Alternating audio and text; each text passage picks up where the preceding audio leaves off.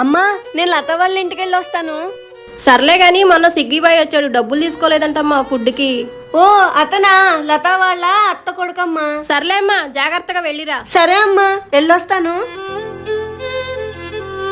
లత. అమ్మా ప్రత్యూష, లత ఆ గదిలో ఉంది, ఎల్లమ్మా. సరే ఆంటీ.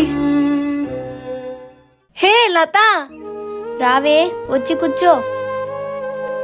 ఏంటే ఏదో ఆలోచిస్తున్నట్టున్నావు? అవునే, మా మరిది గురించి ఆలోచిస్తున్నా. అతని గురించి నువ్వెందుకు ఇంత ఆలోచిస్తున్నావు? మా మరిదికి వాళ్ళ అన్నకి అస్సలు పడదు. అలాంటిది వాళ్ళ అన్నయ్య కోసం తన ఉద్యోగాన్నే వదిలేశాడు.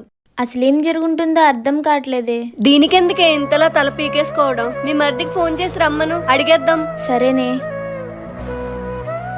తిరుపతిరావు, నువ్వెక్కడున్నావు? ఇంట్లో ఉన్నా వదిన. అర్జెంటుగా మా ఇంటికి రా. అలాగే వదిన, వస్తున్నా. వస్తున్నాడంటే రాని, ఇప్పుడు తెలుస్తుంది మీ మరిది గురించి అసలు ఏం జరిగిందో.